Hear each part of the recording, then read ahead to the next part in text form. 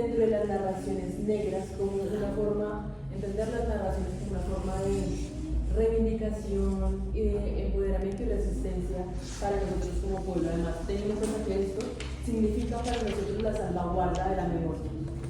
Entonces, ampliando como este preámbulo, quiero hacer un pequeño contexto de por qué Kutusoma y qué es Kutusoma y por qué estamos acá. Y es que hace ya 3 años, un poco más, iniciamos un proceso de crear una editorial independiente negra que se llama Kutusoma y es un proceso de construcción y producción de narraciones negras desde lo escrito, lo oral y las artes gráficas, y estamos incursionando en la transmedia y la producción audiovisual, y hemos sido como escogidos para hacer este espacio. Y dentro de lo que hacemos, pues tratamos de promover muchísimo las narraciones negras, pero también las narraciones negras con un enfoque desde la perspectiva de las mujeres negras y de las personas diversas negras, que también es como un espacio como que poco se cuestiona, poco se está conversando en la mesa. Y por eso, el día de hoy nos acompañan 2 personas maravillosas que quiero compartir en mi historia.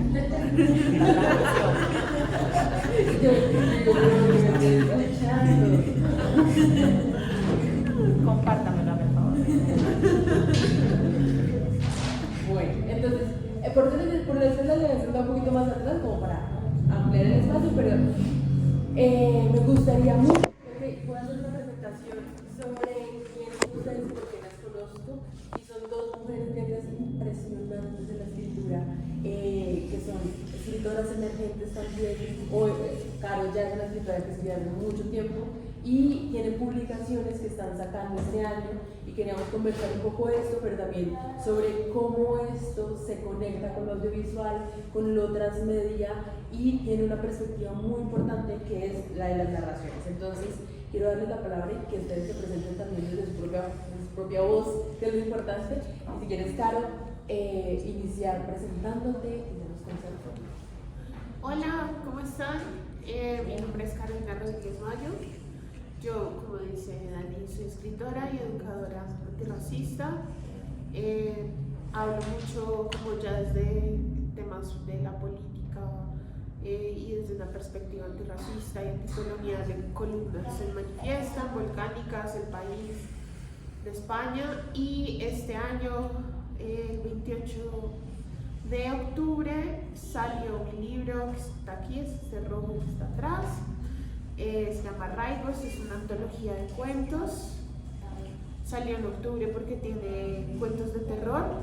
Me gusta mucho como desde el aspecto de narrativo, me gusta mucho como la exploración de lo weird, de lo raro, desde una perspectiva afro, desde una perspectiva también como de la experiencia o las identidades disidentes de género. Y básicamente el Arraigos es como una exploración de dónde vienen las cosas que digamos que se quedan con nosotros, cuando suceden cosas que nos duelen, no suceden cosas que nos cambian. Y eso es. Gracias. Ay, gracias.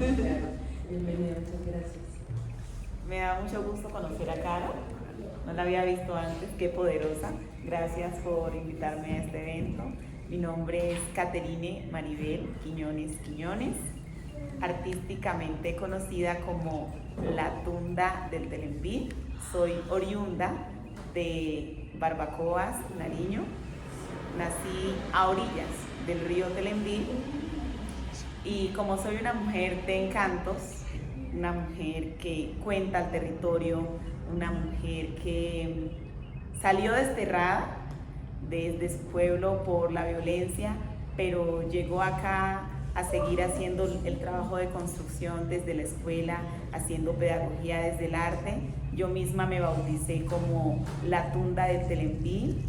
Para mí era preocupante ver cómo éramos vistas muchas mujeres negras en la ciudad. Cuando yo llegué aquí sabía que era una mujer negra, pero no sabía que como mujer negra me percibían como negra, maloliente, a veces hasta desagradable, porque con los términos despectivos y con ciertas actitudes lo hace sentir a uno como feo, como raro, como salite de aquí. Entonces pensaba yo también en cómo es vista la tunda. La tunda es percibida como una mujer negra y fea, y así nos ve la sociedad. Entonces yo quise hacer una terapia de choque utilizando ese nombre, la tunda del Telembí, como una forma de hacer ver que las mujeres negras no somos feas, somos poderosas, somos parte de este mundo, le aportamos a esta sociedad y también somos merecedoras de poder contar nuestras historias. Muchas veces nuestros territorios son visitados por personas que escuchan y salen a contarlo a su manera, pero también necesitamos nosotras empoderarnos y contar cómo se vive en el territorio, cómo es originalmente, y utilizar las herramientas que nos da la tecnología para hacer uso de elementos multimodales y creativos para ampliar y profundizar nuestro entendimiento y nuestra forma de ver el mundo de acuerdo a nuestra cultura, de acuerdo a nuestro territorio y del entorno ambiental. Antes no escribía para publicar, antes yo escribía era para hacer espectáculos en vivo, para narrar en vivo, pero pues es importante también sistematizar y materializar nuestras narrativas, nuestros relatos, nuestra cultura, nuestros elementos de vida. Entonces, con el apoyo de otras personas me he sentado como a sentar muchas cosas que decía de forma narrada, hablada, a poderlas también plasmar en escritos y bueno, esa soy yo, soy docente de profesión, soy licenciada en educación básica con énfasis en ciencias naturales, magíster en lingüística aplicada y actualmente estoy cursando pues un doctorado en educación. Me gusta cantar, nací con el don del canto porque desde el nacimiento estuve acompañada por estas sonoridades, me gustaron mucho. Cuando llegué a Bogotá, como les decía, vine a buscar trabajo como profesora, pero una amiga me dijo: don Cato, mientras consigue trabajo como docente, vaya cantando porque Bogotá es cara.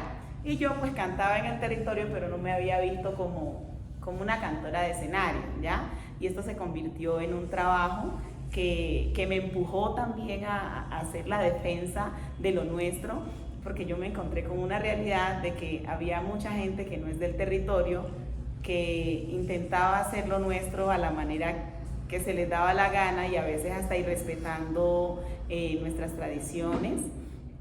Entonces me puse de frente a defender lo nuestro a través del canto y cogiendo mi instrumento, carajo. Claro. Y entonces, al yo forzarme a hacer esto, también me vi obligada a tener que organizar repertorios, registrarlos, mostrar que es nuestro. Yo al principio quería ponerme la tunda, solo la tunda, pero cuando intenté ya hacer el registro, ya existía, y no por gente afro, sino por gente mestiza. Entonces nos toca sí o sí ponernos de frente a defender lo nuestro antes de que otros hablen y cuenten por nosotros. Esta soy yo. Muchas gracias, es una presentación muy completa, no me dejaron sin preguntas. O sea, se acabó. Muchas gracias, nos podemos ir ya. No se me ocurre qué más preguntar. No, mentiras.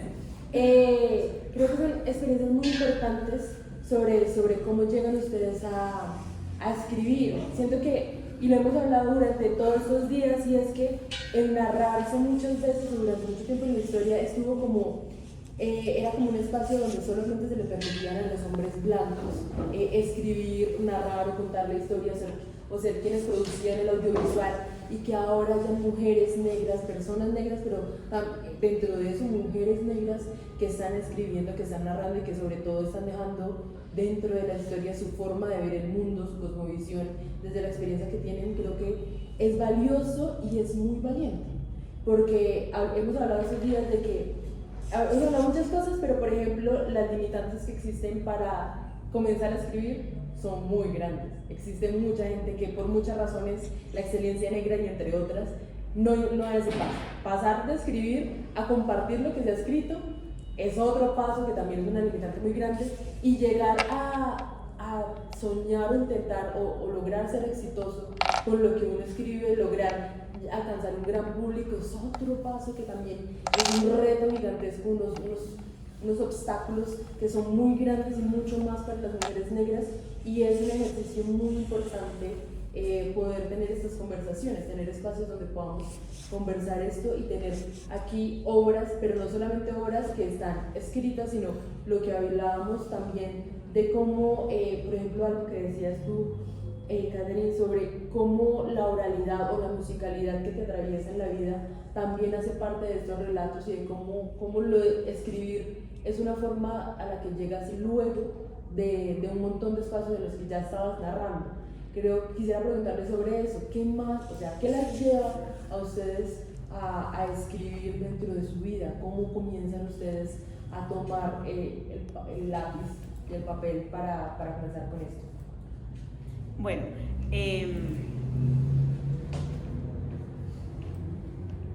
yo empecé a escribir mitos y leyendas en el año 2007. Yo trabajaba en una zona de difícil acceso del municipio de Maguipayán, que también hace parte del Triángulo del Telembí.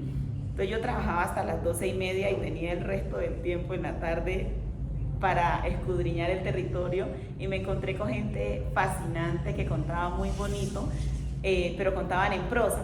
Mi facilidad es escribir en verso, entonces yo transformaba esa prosa en verso, poniéndole rima, pero también poniéndole musicalidad, y fue un ejercicio muy chévere, porque allá me encontré con una mujer que le decían la tú, y le decían la tú para no decirle la tunda, ¿ya? Porque la veían como una mujer fea, pero para mí era la mujer más linda del río, Pati el Viejo. ¿Por qué? Porque era una mujer que contaba hermoso, y que ya cuando contaba actuaba, ya ella era tan histriónica que uno se envolvía en la historia, uno se metía a vivirla, y aparte de eso tenía cununo en su casa. En el Pacífico antes no era normal que mujeres tocaran instrumentos de percusión, pero ella tenía esos instrumentos en su casa y tocaba muy bien.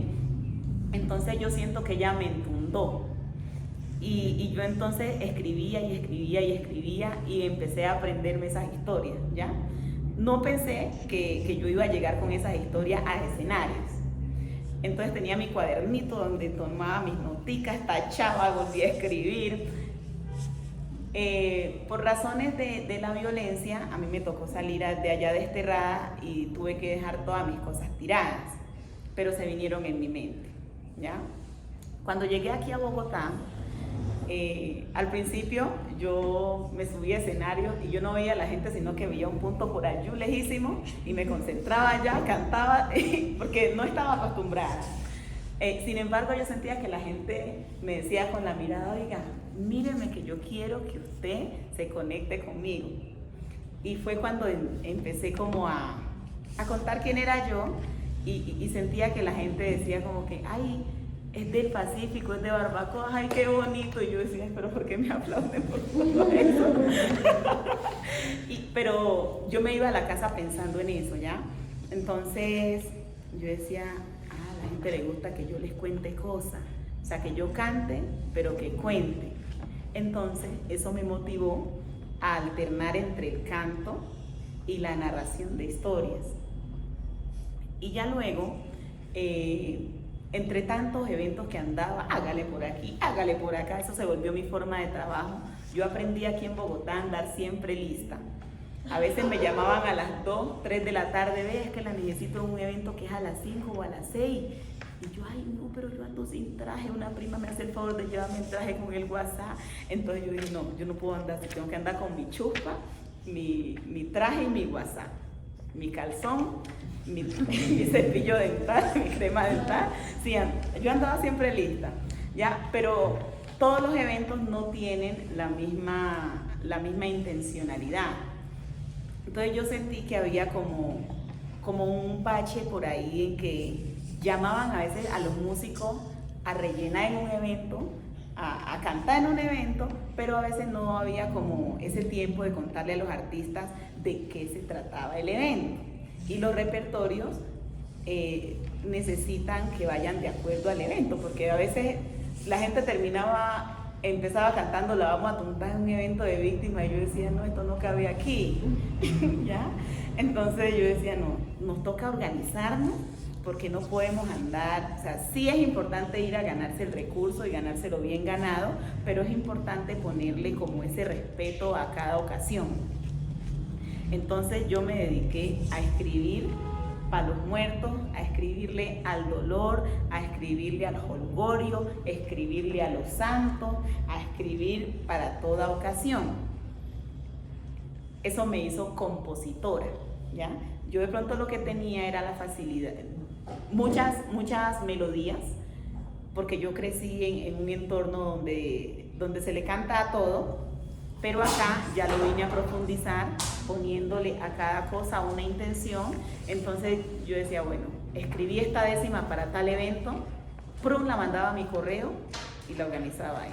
Escribí este alabado para tal ocasión, prum, lo mandaba a mi correo y lo fui guardando, y de esa manera me fui llenando de muchos relatos, y así fue como ya pues tuve mucho material para ir organizando y empezar a mostrar.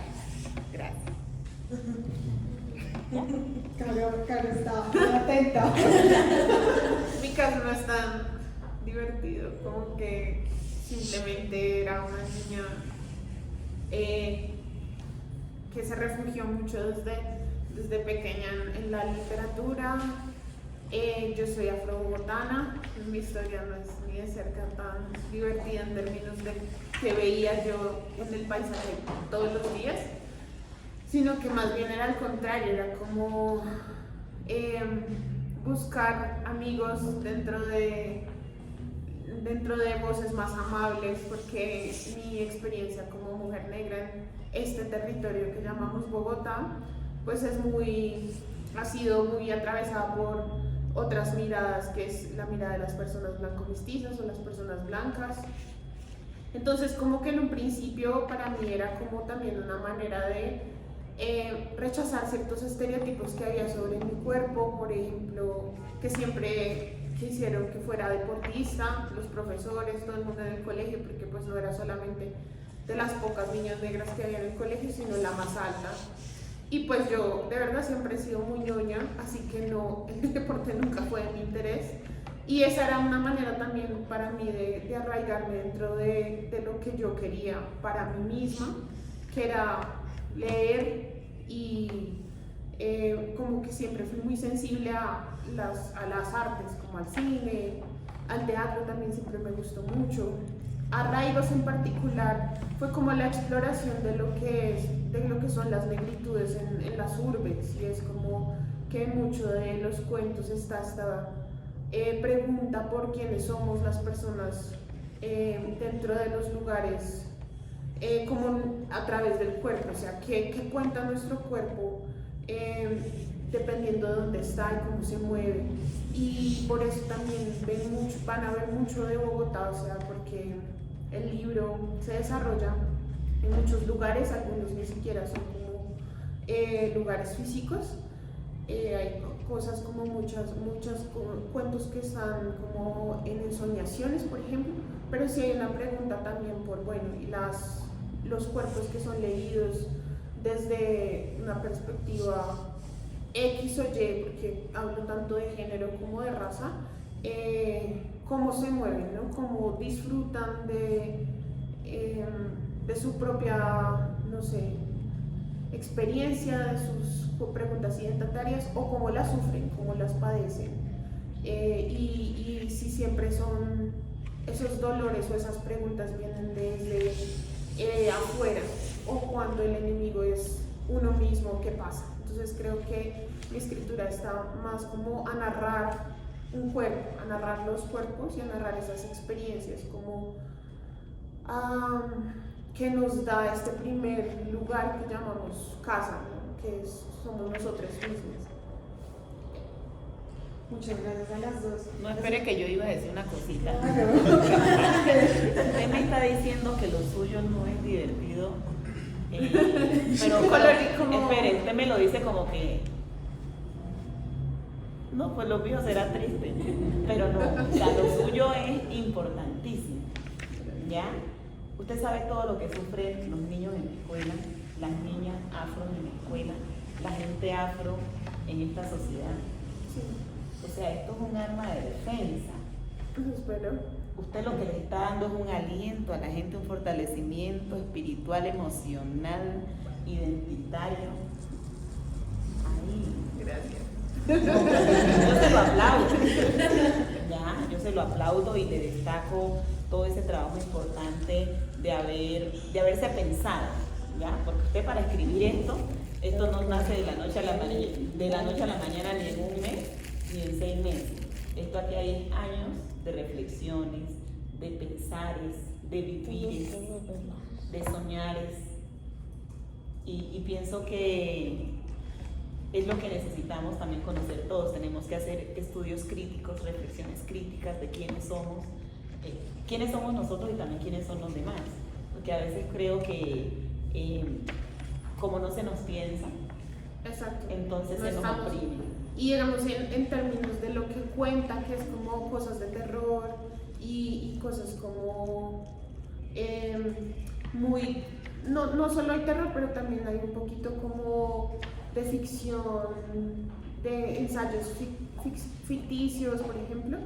Sí es como que yo no siento que haya mucha de esa exploración en términos de la literatura afrocolombiana, como que hay varias personas que han hecho terror con una perspectiva negra y también desde la ciencia ficción, pero en Colombia siento que es un territorio que estamos explorando hace poco, entonces sí me parece que es justamente una herramienta de pensarse en mundos posibles. A veces esos mundos posibles pues son terribles, a veces son tristes, a veces son alegres.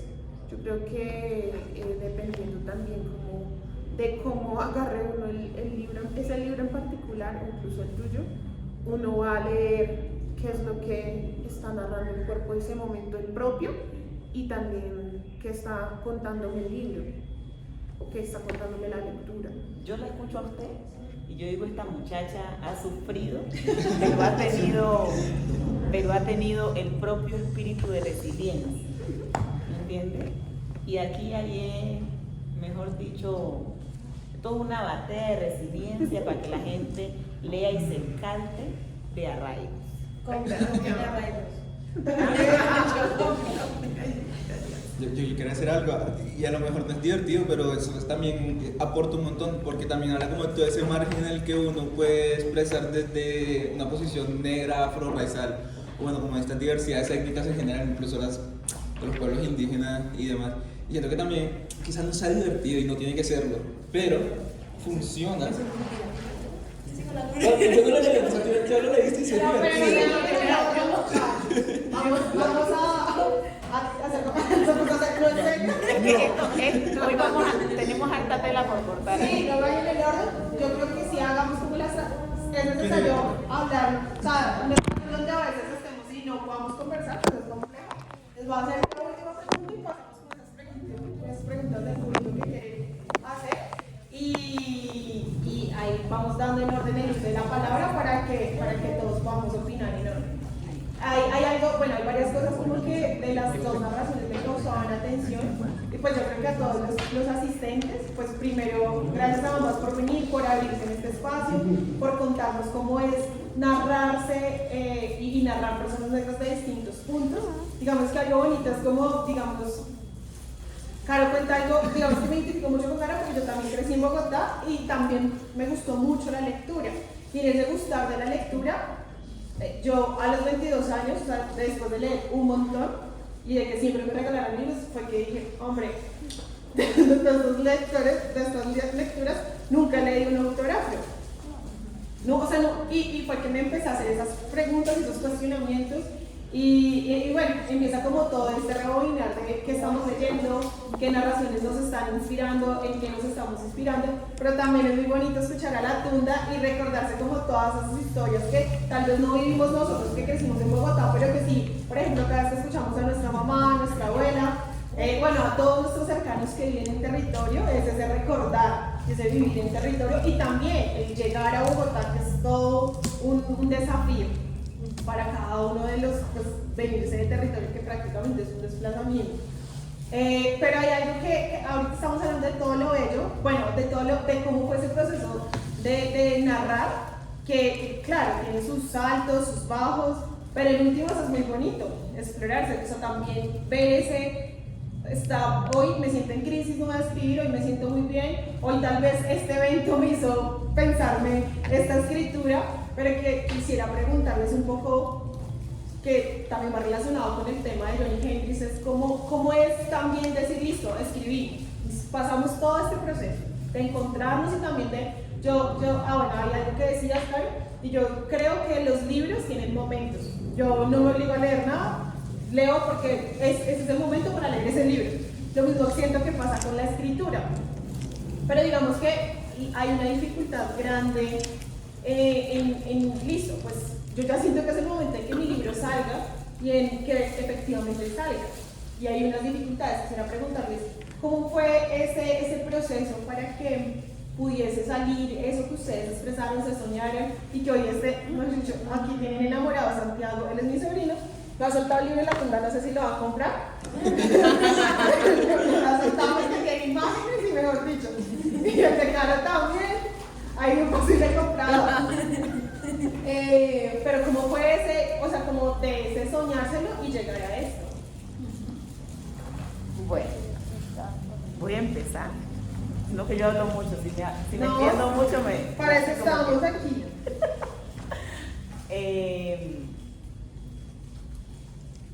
Yo aquí viví con familiares, ¿ya? He vivido con familiares y siempre que nos reuníamos, pues uno cuenta historia. Y una prima me decía, vea prima, usted con tanta cosa que cuenta, ya debería tener un libro. Yo decía, sí, y de hecho yo empecé a escribirla y al principio le había llamado como que el Telenví y sus cosas. Y yo le daba y le daba y le daba y le daba y a veces nos presentábamos a convocatorias, pero no quedábamos ni justo. Entonces, yo revisaba una y otra vez los escritos,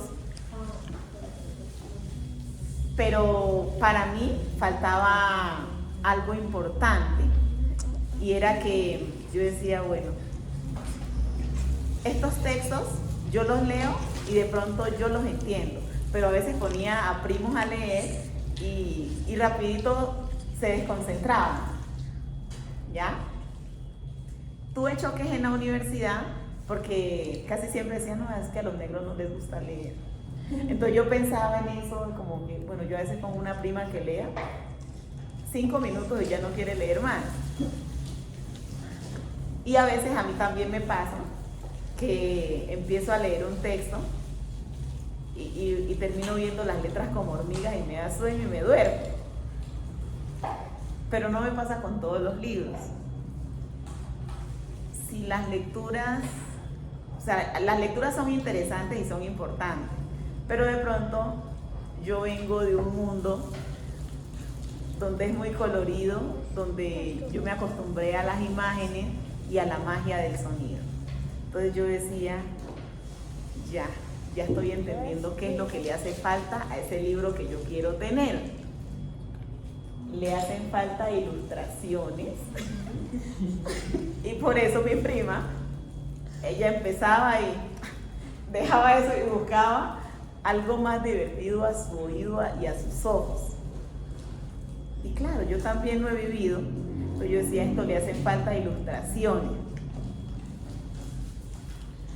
Y yo fui armando un esquema de qué ilustraciones debería tener ese Telenví y sus cosas, que ya después se convirtió en Telenví, Encantos y Espantos.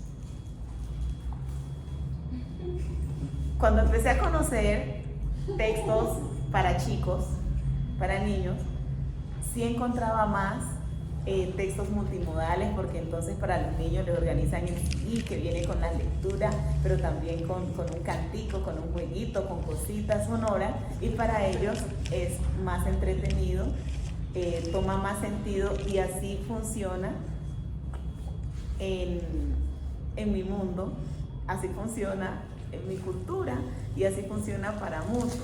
De hecho, siento que en los últimos años esto se ha revolucionado en crear muchas cosas multimodales. Hoy en día ya vemos que hasta los videos de musicales ya nos traen la letra, que vemos el video y vamos cantándolo, porque como nos traen la letra se vuelve más chévere y nos metemos en el otro. Así mismo pasa conmigo, y cojo como ejemplo a mi prima, porque yo con ella hice el experimento de cómo le gustaba a una niña que estaba llegando a la adolescencia, ¿ya? El público más exigente son los niños y también los adolescentes. Lo que funcione con ellos, con los adultos se vuelve más fácil. Entonces yo me pensé en eso.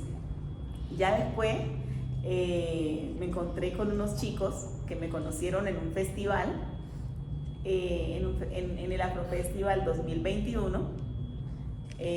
Pues yo ya estaba contando historias, y como yo soy histriónica, las estaba actuando, las estaba cantando y las estaba bailando. Entonces un chico tomó una tarjeta y luego me escribió y me dijo: oiga, a mí me encantó eso que usted hizo. La narración fue importante, pero para mí fue atrapador verla a usted actuar, bailar y cantar las historias. Yo dije sí, y eso es lo que quiero hacer, sino que no sé cómo. Eso es lo que quiero hacer, si no sé cómo, porque entre otras cosas en el pasado un amigo de mi pueblo me dijo: vea, Katica, yo tengo unos amigos dueños de editorial, armémonos, vámonos allá, que vamos allá a tocar puertas para que le publiquen esos libros. Y fuimos a hacer pues la correría, toque puerta, exponga. No nos interesa. De verdad, la gente le dice a uno honestamente, ese tipo de publicaciones no las apoyamos aquí. Pues uno lo que tiene en ese momento es un bajón de ánimo, pero después uno dice, bueno, hay que continuar, y a Dios gracias, pues se pudo realizar este libro como lo soñaba, ¿ya? Este libro tiene Un código QR. Tiene un código QR. Aquí vienen 13 relatos, 13 mitos, leyendas e historias de la subregión del Telenví, de la Colombia que pocos conocen, ¿ya? Entonces, en este código QR los direcciona a la página de YouTube, y allá pueden encontrar todos esos relatos cantados y contados, con marimba, bombo, con uno guasá, más mi voz entundadora, ilustraciones chéveres. Y ahora usted decía, mi historia no es tan divertida, pero yo decía, estas historias tampoco es que sean tan divertidas, lo que pasa es que yo soy la divertida contando. Porque, por ejemplo, aquí encontramos unas narraciones fuertes, porque cuentan realidades, ¿ya? Por ejemplo, aquí encontramos una historia que se llama El oro saqueado del Telenví, ¿ya?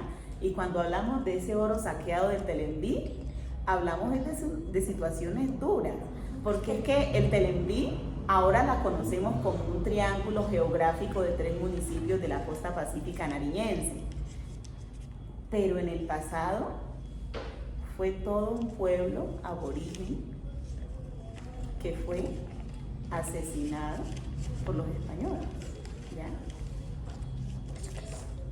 Y de ellos nos quedó un legado. Quedaron las comunidades Awa y las comunidades Awá nos compartieron el territorio a la población afro que vive en esta subregión. Entonces nosotros aprendimos a compartir ese territorio porque hemos tenido una excelente relación entre la comunidad afro y la comunidad Awá, y de esto de aquí entonces salen estos mitos y leyendas del pueblo Awá y del pueblo afro de esta subregión, y entonces le dimos como ese colorido desde la perpetua penumbra, pero también desde la fantasía que vivimos alrededor del oro, ¿ya? Cuento aquí cómo nace el río Telembí, ¿ya? Los Awá cuentan muy bonito cómo es que se forma el río Telembí de acuerdo a su cosmogonía, y yo me enamoré de este mito. De hecho, el audio de este mito es una fantasía sonora. Hay que darse el gusto de conocerlo. Nos tardamos un buen tiempo haciendo este trabajo porque costó dedicación, escucharlo una y otra vez, que no, que así no, que aquí le hace falta algo, que vuélvalo a hacer, porque en los procesos de construcción toca hacer todo eso. Hace falta algo, no, mire que aquí hay una cosa, hay que incluir esto, no se le puede quedar esto, y bueno, finalmente tenemos el tomo 1, van a ser 2 tomos de este libro, y bueno, así es como ha sido el proceso de construcción, para ir sistematizando y organizando y reorganizando los escritos. Es todo un ejercicio, es todo un estudio, de hecho. Hacer este tipo de publicaciones es todo un estudio que requiere trabajar en colectivo, esto no se logra solo. Y de hecho es chévere trabajar en colectivo porque todas las personas tienen un aporte que hacer, entonces se vuelve como el espíritu de varios, la fuerza de todos. Bueno, en mi caso, este es un hijo de la pandemia. Fue como que yo creo que a todo el mundo la pandemia, pues como que nos obligó a un montón de cosas, entre esas como la introspección, y creo que aproveché.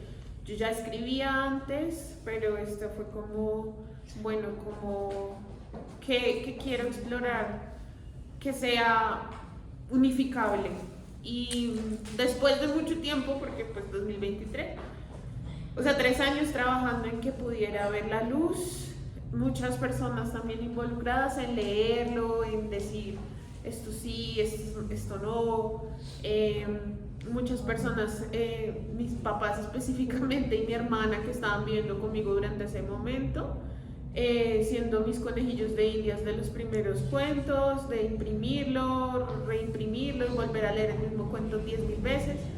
Y luego pues el tema de mandarlo a editoriales, que como tú lo dices, varias dicen no es de nuestro interés. En Bogotá además la industria editorial, específicamente la independiente, pues está también muy permeada por unas ciertas voces que quieren publicar más que otras. Y bueno, encontré afortunadamente Editorial Escarabajo, que también ha sido la casa editorial de escritoras negras y travestis como Flor Bárcenas. Entonces para mí fue genial como encontrar que ellos dijeran como sí, queremos apostarle a este libro. Y ese fue más o menos el trabajo, pero es lo que ustedes dicen, hay mucho de autogestión, hay mucho de que la fuerza, digamos, que de mercadeo o la fuerza de que encuentre lectores viene desde un lugar de autogestión, de el voz a voz, de intentar estar en 1000 espacios para que las personas conozcan que este trabajo se está realizando. Entonces, es eso. Eso fue como la trayectoria de la publicación. Bueno, ahora como todos estaban preguntones, este es el momento. Entonces, en orden, Ya no. tenemos que aprender el orden, muchachos. Quienes quieran participar pueden alzar su mano. ¿O vamos a empezar? ¿Tú? Gracias por la palabra. Es que ahorita cuando nos están opinando, ahí sí. Listo, entonces vamos 2 palabras. ¿Tú quieres también hablar? No, yo creo que iba. No, pero oficial. La No, tres. oficial. Entonces empieza con 1, 2, 3, 4. Te escuchamos. Bueno, es súper farandulero lo que voy a preguntar, pero me asombró mucho al verte, como que me parece una flor, como que amo las flores y wow, como que me sabes como tu vestuario, así como que era como esa Ay, relación. sí, lo que pasa es que yo no esta escondí. blusa. Yo no llegué. Bueno, esta es una blusa que mandé a hacer, Adivina. ¿ya? En realidad es algo sencillo, es un top básico con esta tela que se me olvidó el nombre. ¿Tul? No, Ujú. no. Esta la venden allá en... San Victorino. Más allácito de San Victorino, allá en el Policarpo. ¿Chifón? Ah, ya, ya. No sé, mija. Yo la verdad dije, yo quiero hacerme una flor. Yo no la sé coser, se la llevé a una modista y le dije, amiga, ¿será que usted me puede hacer una flor? Sí, a mí también me gustan las flores, ¿ya?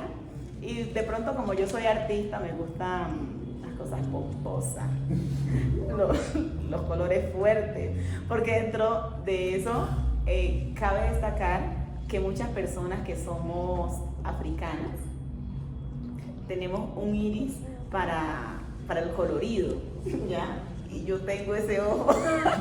Y como yo tengo la fantasía del dorado en la mirada, también me gusta lo fantasioso, lo pomposo. La tunda. Bueno, yo pregunto a los demás. Bueno, ¿cómo construyeron esa narrativa? Es como la narrativa del desarraigo. Entonces, me gustaría saber por qué se decidieron por la prosa y la otra por el verso. ¿Cuál fue la razón para que tú eligieras la prosa y para que tú eligieras el verso? Yo también escribo poesía y la pueden encontrar por ahí, síganme, Carito Mayo.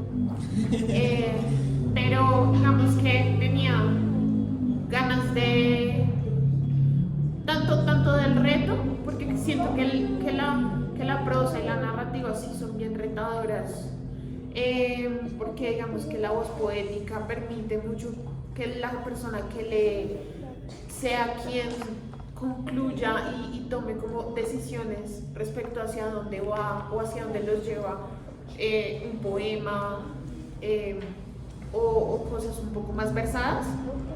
Creo que hay mucha musicalidad también dentro de los cuentos de arraigos, porque la voz poética y cuando uno escribe poesía es algo que uno nunca puede dejar de hacer, o sea, se cuela. Lo que me llevó a eso fue como el reto y el querer contar una historia que alguien pudiera seguir. No necesariamente son lineales, pero sí hay como un deseo por crear una trama en varios de los cuentos. Qué bien. Por favor, y póngame este cablecito que se va para allá. En mi caso, yo escribo de las dos maneras, en prosa y en verso, sino que artísticamente me he desenvuelto más con el verso porque he tenido que ver más con la canción. Y como nosotros cantamos sobre todo con versos octosílabos, donde casi siempre está rimando el segundo verso con el cuarto, entonces mi mente estructuró eso, o sea, yo ya lo tengo mecanizado y lo hago con muchísima facilidad. Sin embargo, yo me introduje en el mundo de la poesía, en específico de la 10ª cimarrona, a los 13 años. Estaba en el grado 8º cuando nos presentaron en Barbacoa, sí, cuando nos presentaron la 10ª cimarrona. Yo me la aprendí, pero lo que no había hecho era como profundizar históricamente en qué era la 10ª cimarrona. A mí simplemente me presentaron el tema, me presentaron una décima que me entundó y yo por ahí me fui, ¿ya? Recuerdo mucho que esa décima se llama Al infierno me bajé. Entonces cuando yo leí esos 44 versos, para muchos de mis compañeros eso era demasiado, pero para mí la historia se me hizo tan fascinante que yo me la aprendí de memoria. Con base a esa décima nos dejaron una tarea de construir nuestra propia décima, y con esa décima yo me gané mi primer $1.000.000. ¿Ya? Entonces, ya había ganado $1.000.000 con una décima, ¿no? Sí, claro. Y escribiendo. Claro, entonces ¿Y cómo dice esa décima? esa décima dice así. ¿La propia? Sí. No, la décima, al infierno me bajé. De hecho, resalto al autor, ya es fallecido, pero gracias al gran trabajo que él hizo, hoy muchos somos decimeros y decimeras. ¿Listo? Entonces, al infierno me bajé, dice así. Al infierno me bajé sola con mi escapulario y al diablo lo hice rezar el Santísimo Rosario. Lo puse tan rezandero que le quité la pereza. Clarito lo hice decir, maumijo y caí en grandeza. Lo hice entrar a la iglesia, a rezar la letanía y el rosario de María se lo hice rezar otra vez para que corra mi fama. Yo al infierno me bajé. Una vez me santigüé y me fui donde un ministro. Topé a Lucifer rezando, Señor Dios mío Jesucristo. Nunca en mi vida había visto yo a un diablo tan rezandero, ni el Redentor de los cielos, oh soberano santuario. Y yo me quedé admirada sola con mi escapulario. La diabla rezó el rosario todita las 5 casas. Rezó 7 Ave Marías y cantó 10 alabanzas. Me fui al París de Francia en compañía de María. Para definir porfía soy segunda Fierabras. Para que corra mi fama, al diablo lo hice rezar. Yo vi al diablo grande que iba corriendo a gritos. Toditos los del infierno aclamaban al bendito. Y los diablitos chiquitos rezaban al santo Dios. La diabla dijo, ay por Dios, y cogió su escapulario y en sus oraciones reza el Santísimo Rosario.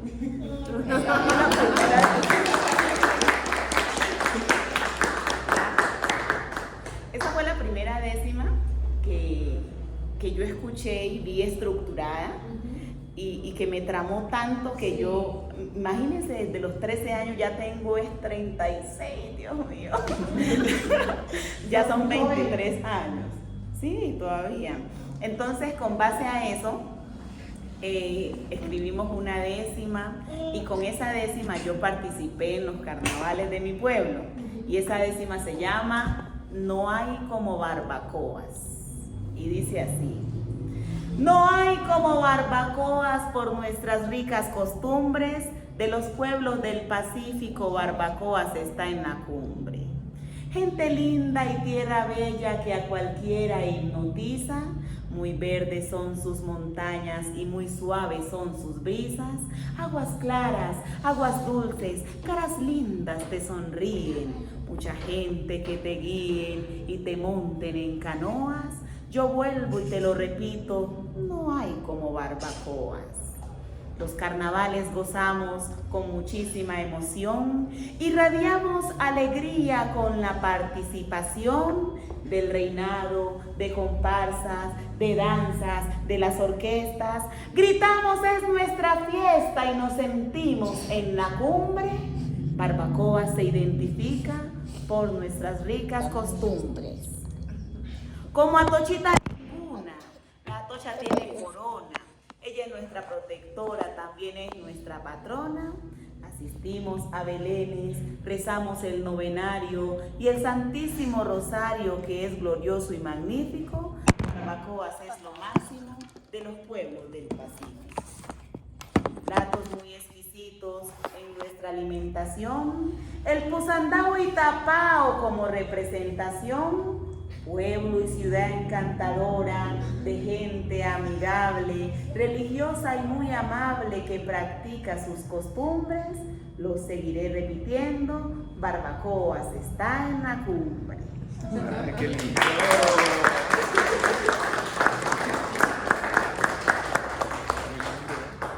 Entonces poco a poco yo fui trabajando en la décima hasta que yo compuse una décima para describir a la tunda, pero como mi estilo es más musical, es más didácticamente, yo hago que estas poesías que estos poemas se vuelvan más atrapadores, entonces le pongo sonidos de instrumentos, ¿ya? Y había escrito la décima de la tunda y al final, yo dentro de mis adentros, valga la redundancia, yo me creía una tunda. Entonces yo le puse un coro, ay yo soy la tunda del Telembi, ay yo soy la tunda del Telembi.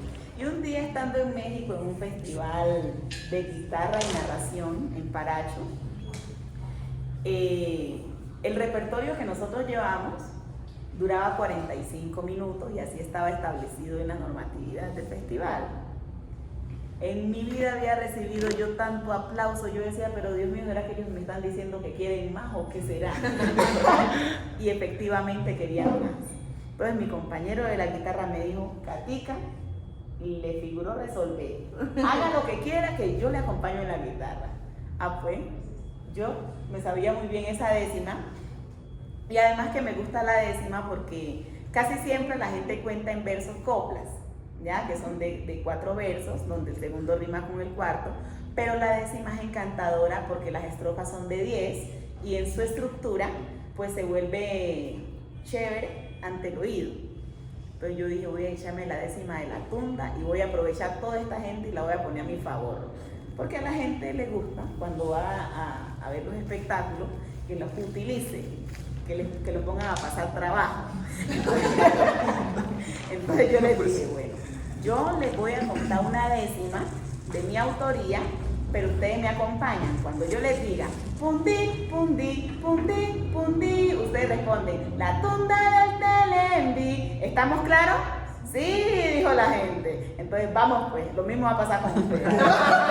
Pundi, pundi, pundi, la tunda del Telembi. Pundi, pundi, pundi, pundi, la tunda del Telembi.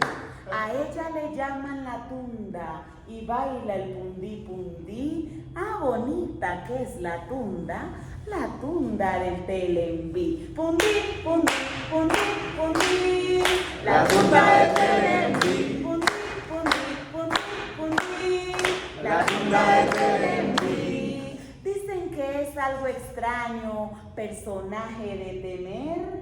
Dicen que es un espanto y que es una mujer que dizque come cangrejos, persigue a desobedientes, toma forma cualquier gente y tira unos pedos que embunda y a sus víctimas atonta. ¡Hey! A ella le llaman la tunda, pundi, pundi, pundi, pundi. ¿Cómo es? La tunda del Telembi.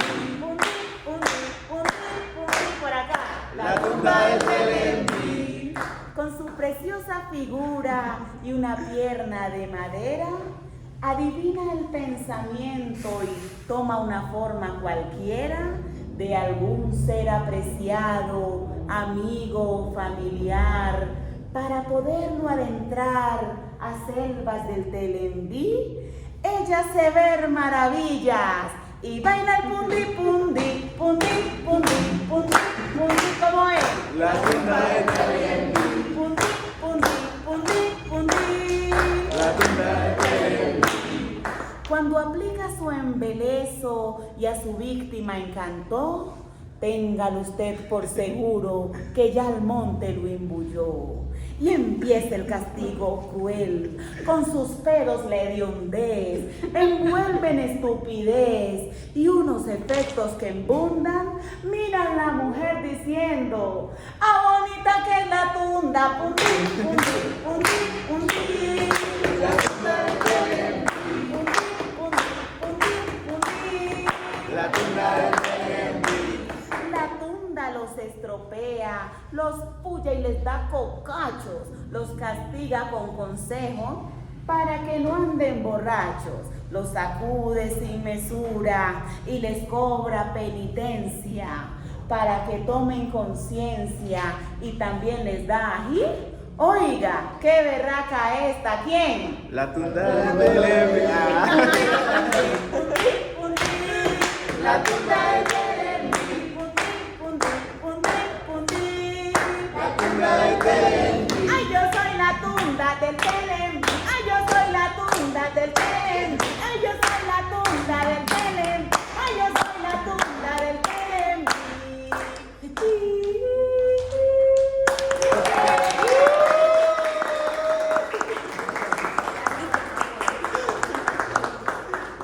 Yo pensé que nos iba a tocar no escuchar a la tunda cantando. Yo me iba a tocar medio. Bueno, Karen, llegó tu momento. Yo no sé cantar. No, pero cuéntanos. Ay no, fue al revés, Karen nos contó, estamos en preguntas, ¿verdad? Es cierto. Y vamos acá, 2, Seguía. 3, tú y 4. Yo no sé si yo iba a preguntar algo con lo que acaba de pasar y es. No me dañe el orden, vamos a respetar la palabra. Igual, he intentado decir que yo no iba a preguntar nada. Yo solo iba a hacer una acotación. Pero ahora sí voy a preguntar porque me dio curiosidad. Quisiera saber mira cómo esto. Quisiera saber cuando les entregaron los libros por primera vez, ¿qué se pasa por su cabeza? Quiero saber qué fue tenerlos por fin en la mano. Yo hasta ahora no quepo de la emoción. Por Jesucristo bendito, vea, yo hasta ahora, yo duermo así como con placer. Sí. Se siente muy lindo, muy chévere, porque uno dice, puta, pasé trabajo, pero por fin está esto aquí. Estos son desgastes económicos, pero son satisfacciones del deber cumplido, ¿ya?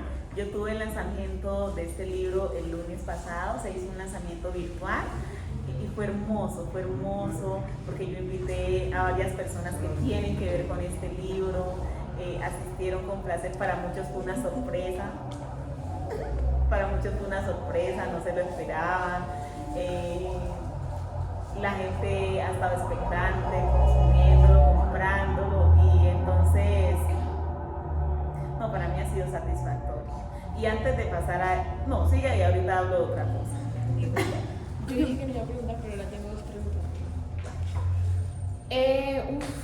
No sé. Todavía lo estoy descifrando. Yo creo que en un principio fue como que uno no sabe, o por lo menos me pasó a mí, como que no sé qué sentir, porque es un sueño desde siempre quería escribir, o sea, desde que era muy chiquita, sabía que quería ser escritora. Entonces verlo como en su forma ha sido muy, muy feliz, pero también es raro llegar a este lugar, como no sé, es abrumador, pero es muy feliz también. Pero sí, en un principio fue como, ay, esto está pasando de verdad. Ya, esa fue mi primera impresión. No, pero bacán. Sí, es muy feliz. Gracias, igual. Bueno, llegó el momento de dar. No, aquí hay otra. ¿Tienes otra pregunta? Sí, es que yo sé que ya he dicho que no. No, lo curioso es que empezó, su premisa fue, yo no iba a preguntar. Pero luego yo dije que ahora sí quería preguntar. ¿Qué le dirían como a sus yo de hace unos años atrás que pensaban que no se iba a poder realizar este sueño? Yo sí se puede. Dale con fe, cree, esfuérzate un poco más para seguir. porque hay mucho que, cuando uno escribe, cuando uno ya logra tener el producto de uno dice, hay tanto que contar, hay tanto que mostrar, hay tanto que escribir, que hay que seguir. Entonces le digo a mi yo, este niño, llénate de confianza y andate al estrellato con todo. Ayer, yo no sé, creo que en alguna medida sí sabía que esto iba a pasar. Entonces creo que me seguiría echando porras y le diría como lo que esto va a significar en términos de dialogar con otras personas que también entienden de qué estás hablando, va a ser maravilloso y eso sería como un empujoncito más. ¿Ya? Es lo que le digo. Listo, muchas gracias. No, ya. No. Eso pasa. Mi pregunta no, o sea, ya está ya Charles fue respondida en parte, y era cómo se transita dentro de esos géneros. Entonces como que bueno, además no es un cuento, no es un libro feliz o algo así, bueno, acá un poco sí, estas fábulas y demás, pero como uno hace como para delimitar, sabiendo como que uno tiene un espectro muy amplio en el cual transitar, por ejemplo, pasar de la prosa, de los mitos, de las leyendas, como de todos estos géneros, cómo se transita entre ellos para poder tener como un resultado que sea como unequívoco, como decir, esto fue lo que seleccioné y con esto me quedo y eso es lo que está bien. ¿Cómo es ese proceso para transitar y para seleccionar?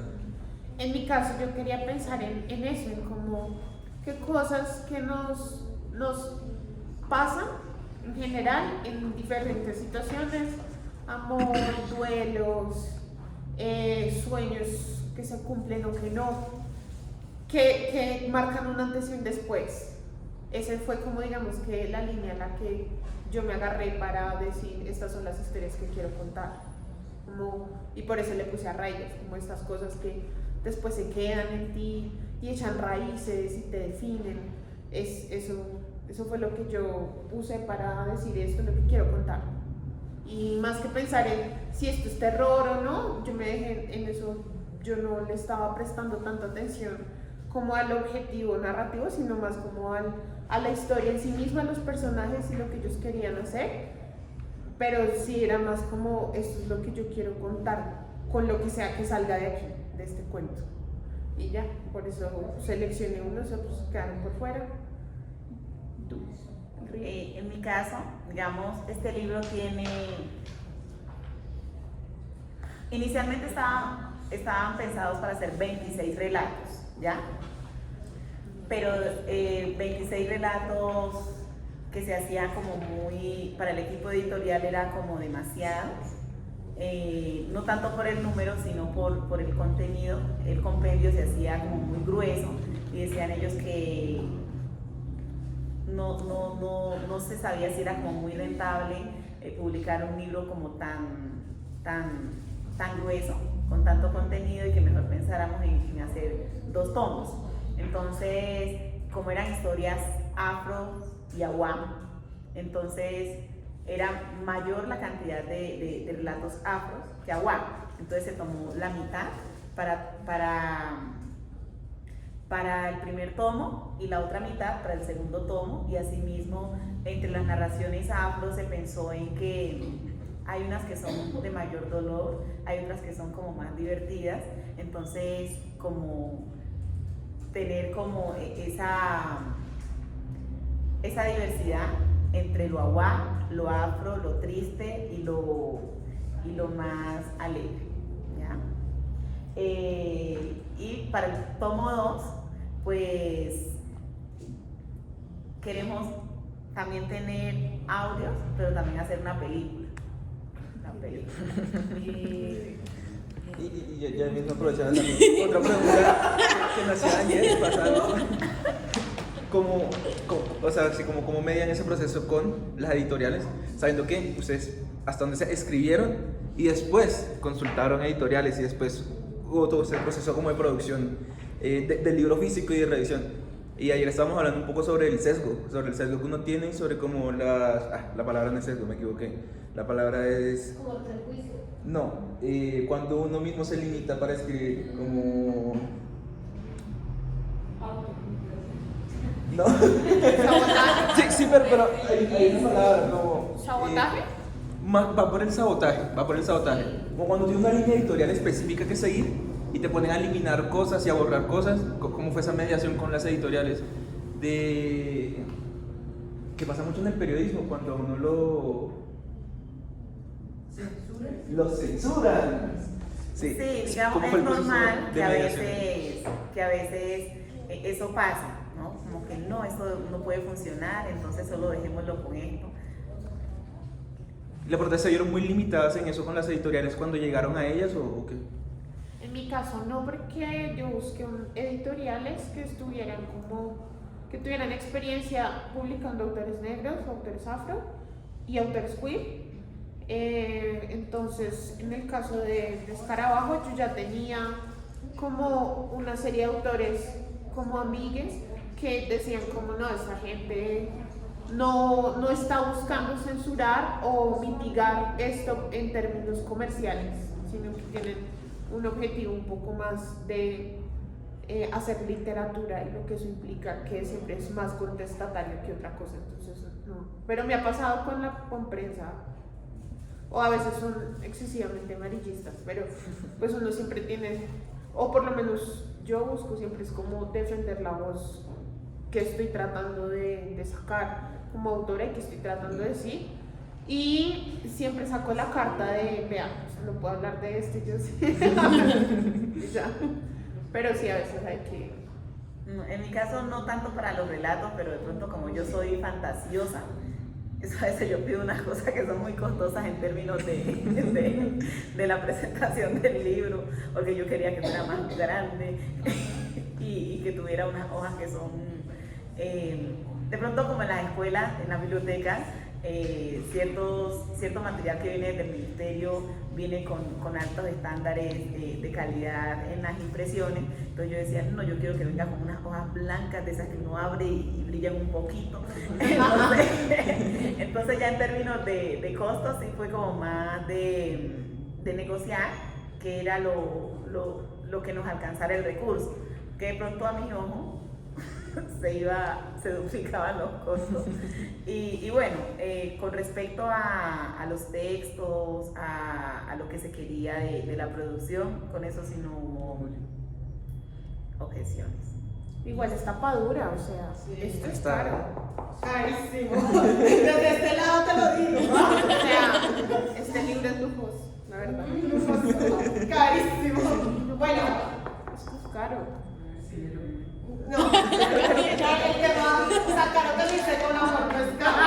Es Sí, carísimo. O sea, pero chévere, porque Está bien producido, que es un como la calidad. tapadura cuida más las hojas. Sí. De pronto es que como no salió de mi ¿Cómo no lo pagué? como salió de un Por estímulo. favor, lea, señor. Que diga tú, ¿no? Es que al que no le cuesta, mejor dicho. Bueno, Tengo entonces. una pregunta. Claro. Me gustaría como saber cómo es o cómo fue como su proceso creativo. Pues digamos, yo no tengo como experiencia escribiendo pues como literatura ni poesía, pero pues me llama como la atención. O sea, yo escribo es como guión de cine, pues con poco de teatro. Entonces pues me llama como la atención como un escritor, pero me gustaría como saber pues cómo fue y cómo es su proceso como creativo. Usted como guionista escribe historias, a las cuales le pone introducción, nudo y desenlace.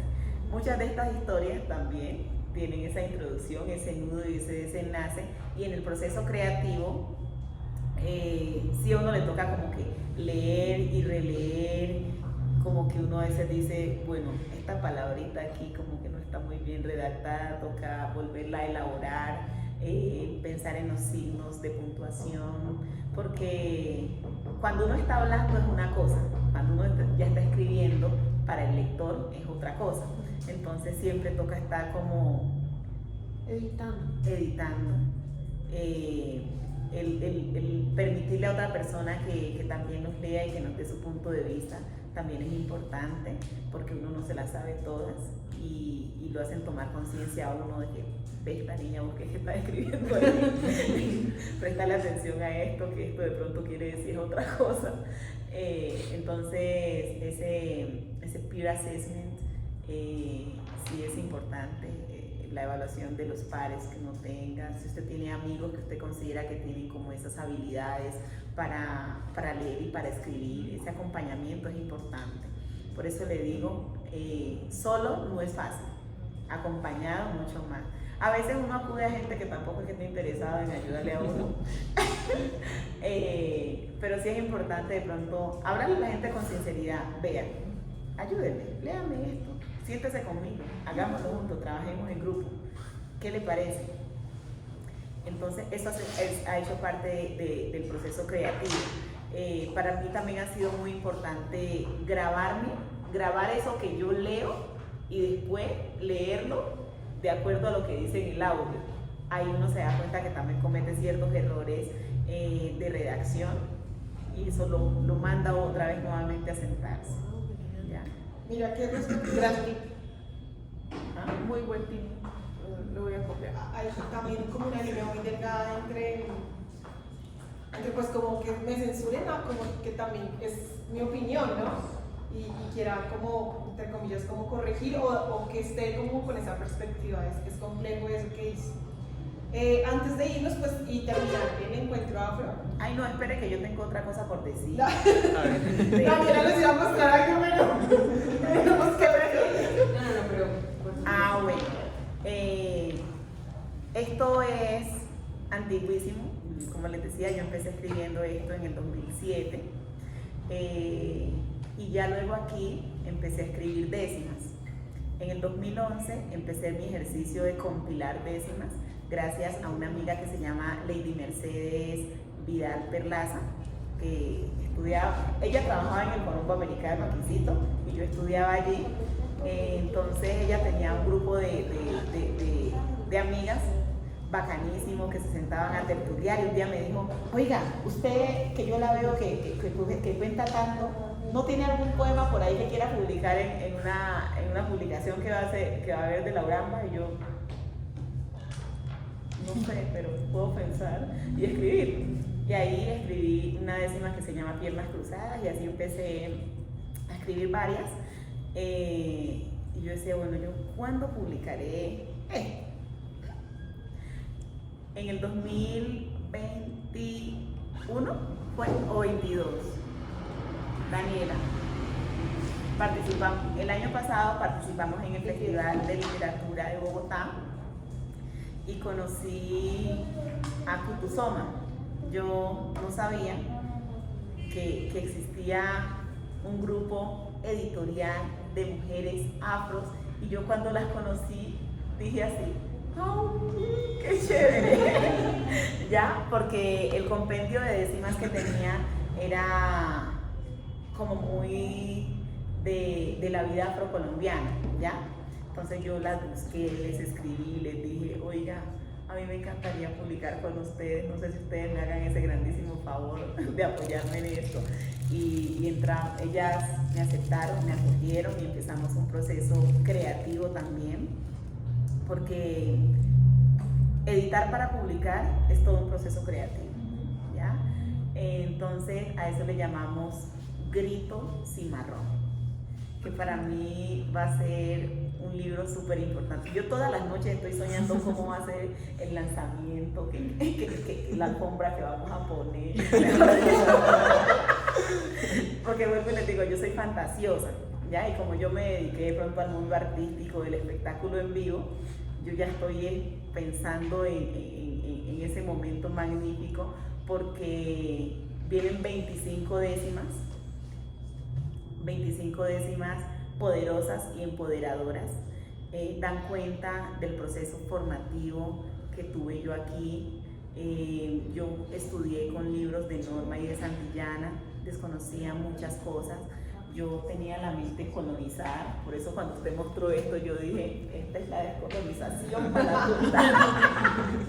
Entonces,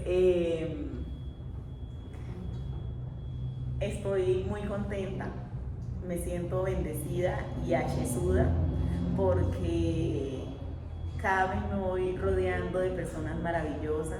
Siento que a veces se hacen a un lado las personas que no aportan mucho. pero se acercan y me acerco a personas que aportan a una sociedad mejor y a la reconstrucción del tejido social. Así que desde ya quiero que se preparen para gritos y marrón, porque viene con lo siguiente. Unas ilustraciones, así que uno dice, wow, esa chica en que estaba pensando cuando hizo todo eso. Traen audios por cada décima, décimas musicalizadas, décimas poderosas. Y es todo un contenido de resistencia, de rebeldía y de crecimiento. He dicho. Perdonad si los tengo aún. Los tienes en el soldado. Ay, dígame, papi. ¿De qué son los libros? ¿De qué son los libros? Bueno, estos libros son de mitos, leyendas e historias. Los mitos son narraciones que cuentan el origen de algo. Y entonces, dentro de sus relatos, tienen una base de una verdad más otros acontecimientos ficticios. Las leyendas Yo creo que ya se perdió. de acción. ¿A usted le gustan las películas de acción? Entonces los mitos llevan muchas partes de acción, pero que son verdad. Y las leyendas cuentan actos de hazañas. Usted se ha visto, por ejemplo, hay una gente que se sabe defender muy bien para hacer ciertas cosas. Él solo tenía su espada y era una leyenda pues con su espada. ¿Sí ven? La madre de agua, por ejemplo, es una mujer hermosa, pero que tiene unas hazañas para cuidar del agua. Entonces por eso es una leyenda. Es un libro. Gracias, pero... ¿Qué no entendió? Y se lo vuelvo a decir. Pues... Son como cuentos, pero son cuentos como muy de ciertas culturas. Pues lo que no entendí es que si son reales o no. Ajá. Bueno, entonces sí son reales, pero pasaron hace muchísimos años.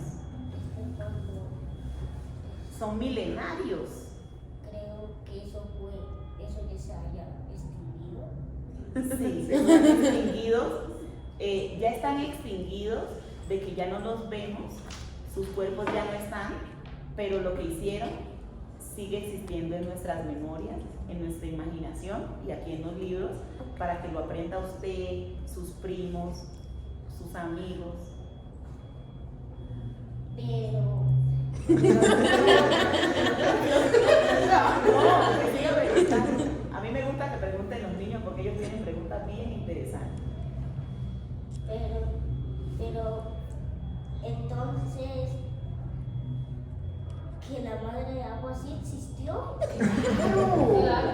O si no, no existiría hoy el agua. Porque la madre agua protege el agua. Sí. Ahora Y sí. también existe la madre monte. ¿Cómo vas a hacer? Esa es la que protegía la tierra. Y la sigue protegiendo. Está el espíritu.